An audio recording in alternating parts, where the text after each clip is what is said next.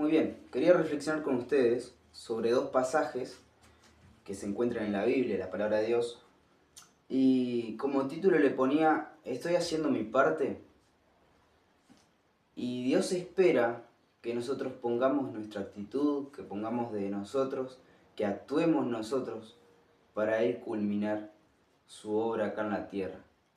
Y sin duda que si vos no querés trabajar para Dios, servir a Dios, Dios no te necesita, sino que simplemente va a haber otra persona que va a cumplir su propósito acá en la tierra. Por eso es un honor y un placer poder ser parte de su obra. Dios quiere que seas parte, pero no te obliga a que lo seas.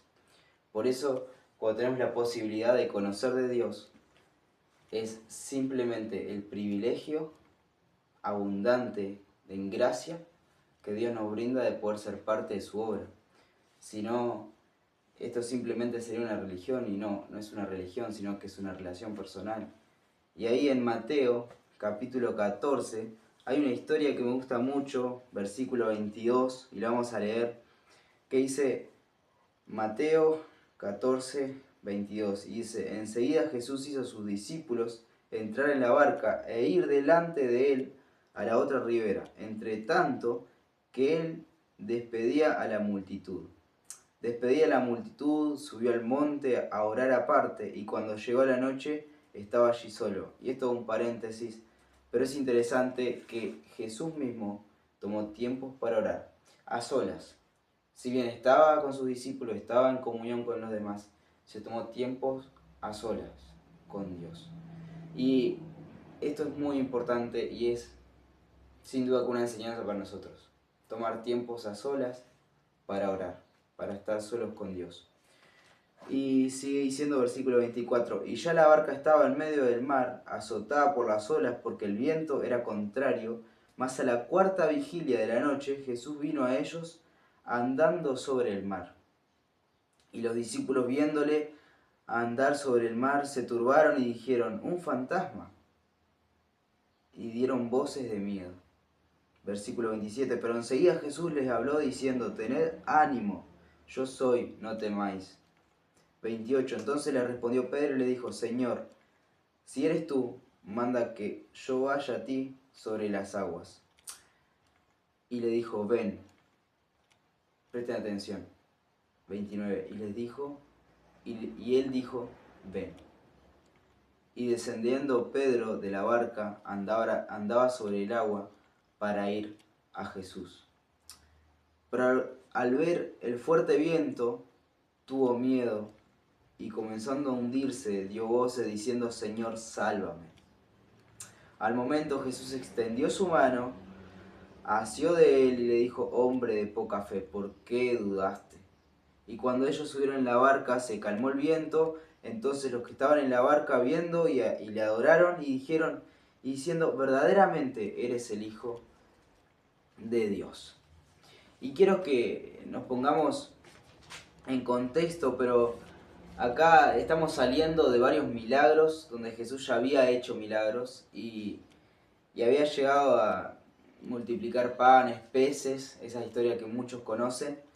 Y llega acá el punto donde tenía que ir a un lugar y manda a sus discípulos primero porque él quería orar. Quería tener un tiempo a solas con Dios. Y Jesús sin duda que ya sabía lo que iba a pasar, porque Él es Dios. Dios mismo se echó carne en Jesucristo.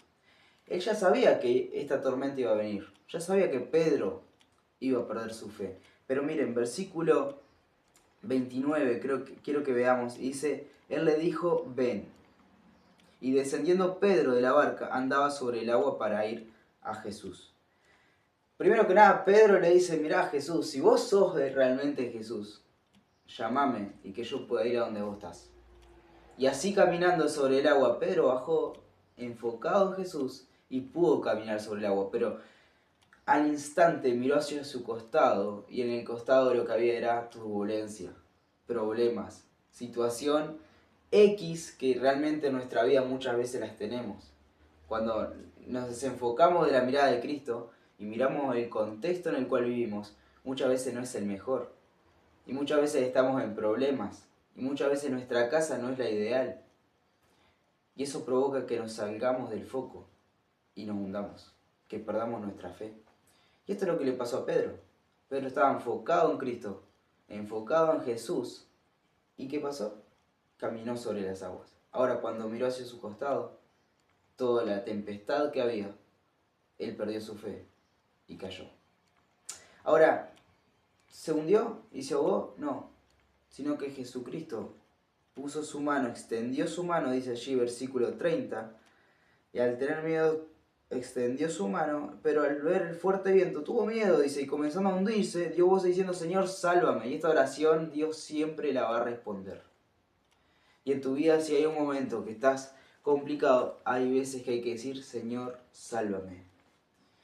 Porque no puedo con esta situación, porque estoy así y así y así. Y Señor, sálvame. Y Jesús lo va a responder. Y dice, ¿por qué dudaste? Y dice, y extendió su mano, ¿no? Y lo levantó. Lo subió a la barca. La tempestad se calmó. Todo lo alrededor, la situación, quedó en paz, en silencio. Y dice, entonces los que estaban en la barca viendo y le adoraron diciendo, verdaderamente eres el Hijo de Dios.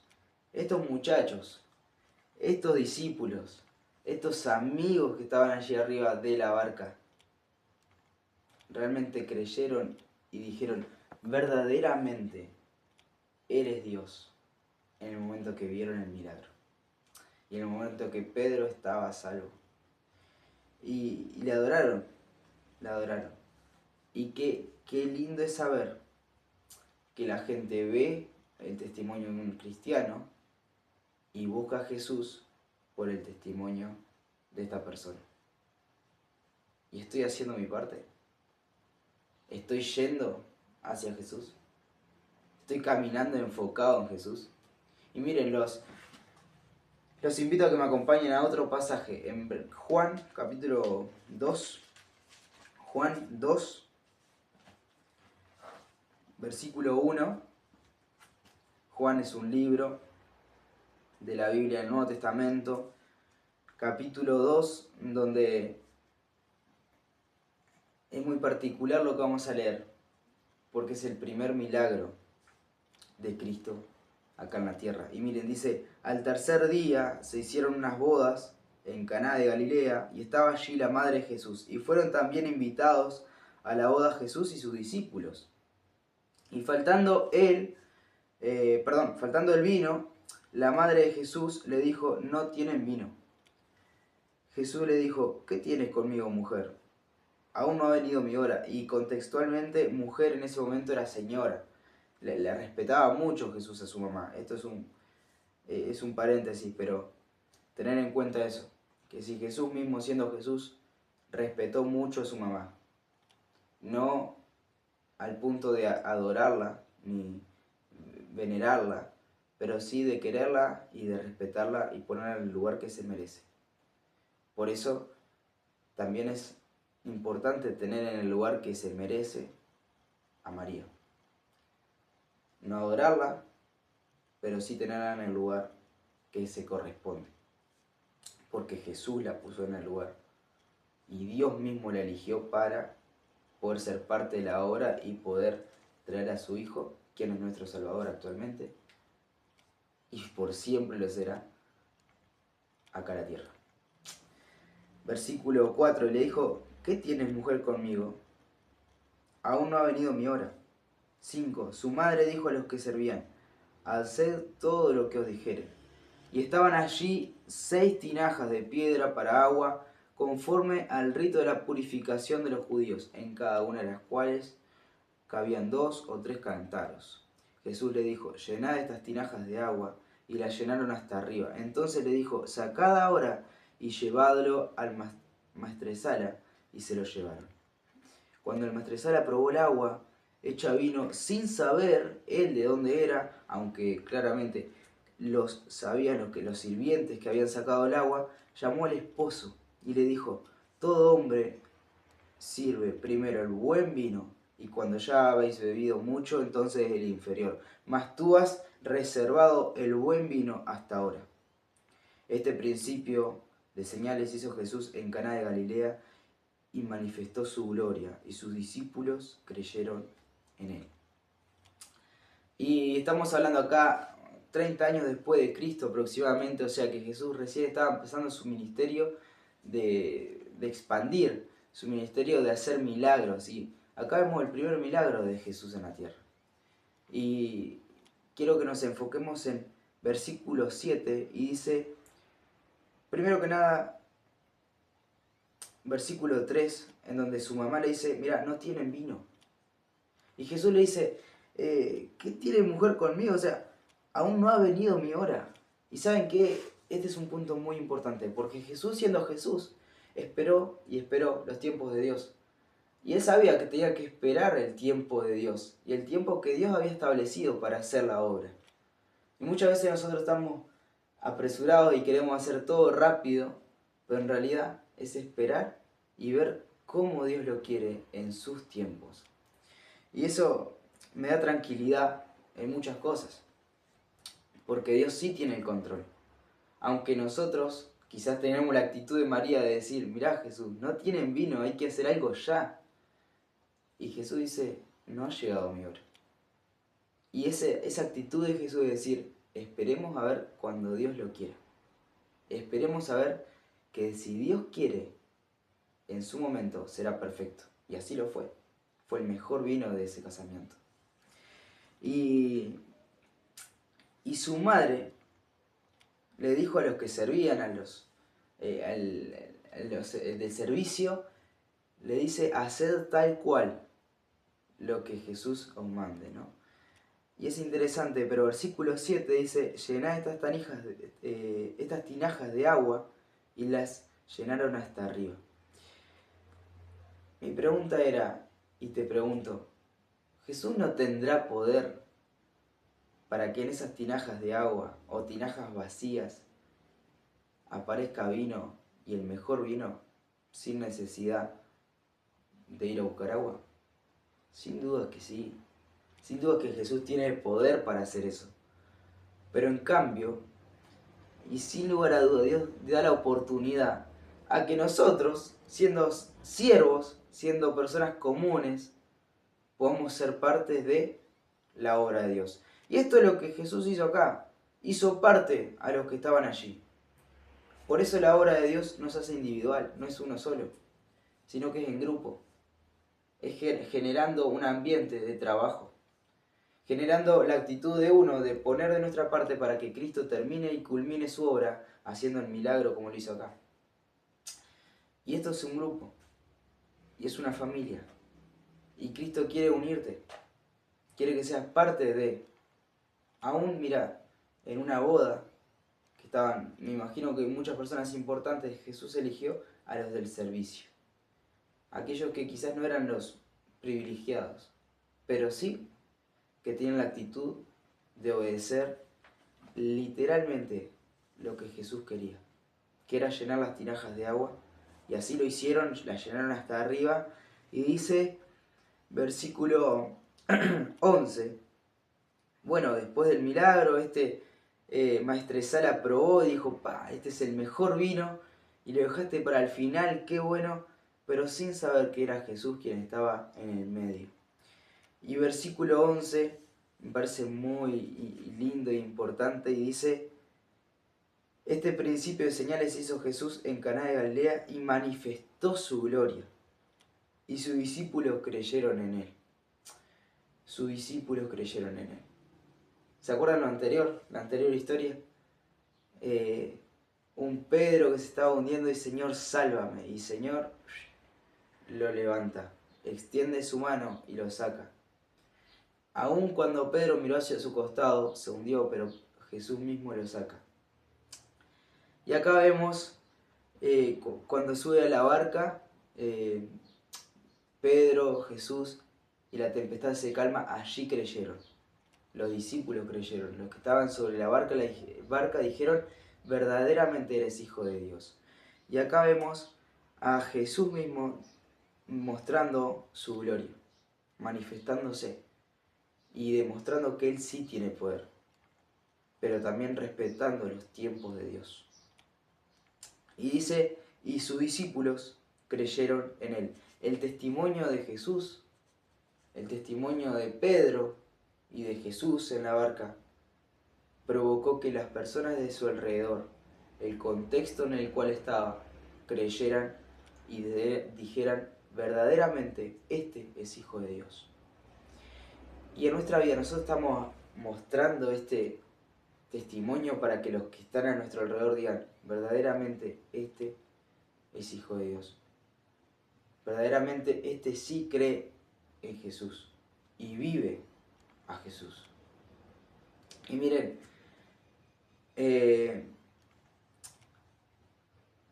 Jesús quiere manifestarse en tu vida, sí. Quiere que seas parte de la obra, sí. Jesús quiere que tú y tu casa sirvan al Señor. Quiere que seamos parte de la obra, pero también quiere que seamos íntegros, que le busquemos de todo corazón. Como dice, con toda tu alma, con toda tu mente, con todo tu ser, con todo, no con un poquito. Por eso es importante, bueno, ¿estoy haciendo mi parte? ¿Estoy yendo a caminar hacia Jesús o simplemente estoy estancado? ¿Estoy mirando hacia alrededor y me estoy hundiendo? No.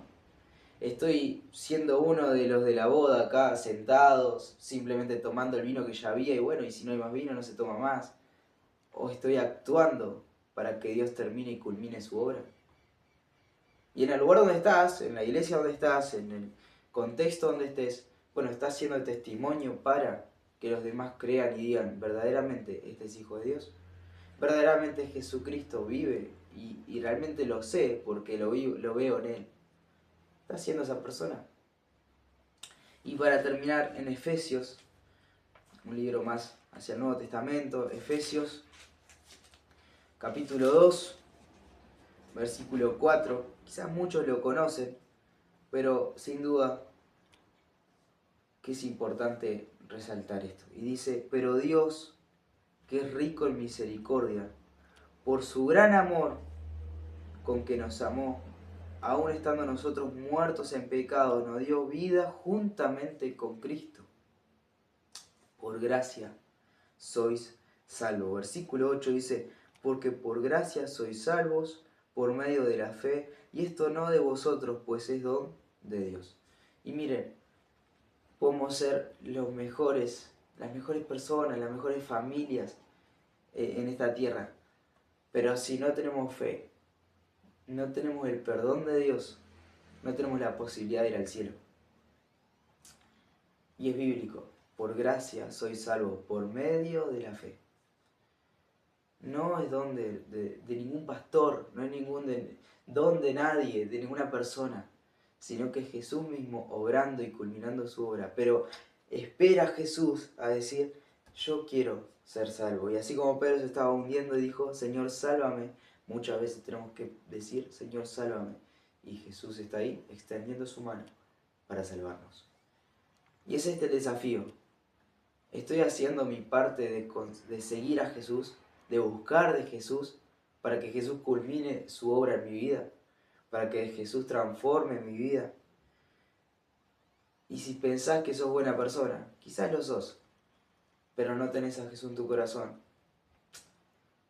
lamento decirte que tu destino eterno es el infierno. Y la Biblia es clara, dice, porque todos hemos pecado. Dice, por cuanto todos pecamos, estamos destituidos, estamos separados de la gloria de Dios. Y eso provoca que haya una separación entre Dios y mi vida por el pecado. Ahora Jesucristo, esta persona que sí hizo milagros en la tierra, quiere darte el perdón. ¿Por qué? Porque fue a la cruz. A sus 33 años, Él fue a la cruz y murió allí. Y quedó en esa cruz allí durante 3 días.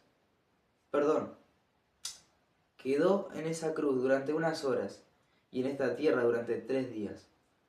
Pero en esa tumba no quedó allí, sino que Él resucitó.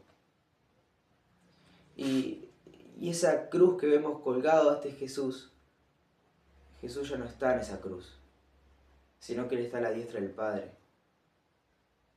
Y muchas veces vemos ese crucifijo con Jesús puesto allí, y eso no es así. Jesús ya no está atado a esa cruz, sino que Él mismo está en el cielo esperando venir por su iglesia y realmente reinar con todos nosotros su iglesia. Y Jesús te ama. Y Jesús quiere que seas parte de su obra acá en la tierra. Quiere que tengas un propósito en tu vida. Alguien unas semanas atrás, unos días atrás me decía, no tengo propósito. Y mira, Jesús quiere darte un propósito. Jesús quiere darte un camino a seguir. Una vida sin propósito no tiene camino seguro. Va para allá, para acá, viendo a dónde cae bien. Y eso no está tan bueno. Lo que sí está lindo es saber que tengo un propósito en mi vida. Que puedo levantarme cada día y decir, Jesús me ama. Jesús está ahí conmigo. Y Él tiene un propósito para mí. Y sin duda que Jesús y Dios mismo es rico en misericordia. Y no importa lo que hayas hecho, no importa quién sos, no importa si sos el del servicio, pero Dios te quiere usar. Pero para eso, primero que nada, tenés que decir, Jesús, perdón por todo lo malo que yo he hecho, por mis pecados. Entiendo que soy pecador, pero también sé que moriste por mí allí en la cruz. Que no quedaste allí en la cruz, sino que resucitaste al tercer día. Y que tu sangre me limpia de todo pecado. Y hoy tú estás en el cielo. Y también yo quiero que entres a mi corazón.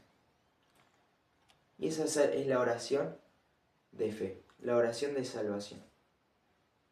Y este es el desafío. Si estás en una iglesia local y no estás haciendo mucho, simplemente estás sentado, bueno, el desafío es hacer tu parte para que Dios culmine y termine la parte que Él le concede para poder hacer su obra, poniéndote a vos como herramienta. Pero Jesús quiere estar contigo, quiere obrar contigo. Y sin duda ese es el desafío. Que Dios te bendiga y realmente recuerda esto. Dios tiene un propósito en tu vida.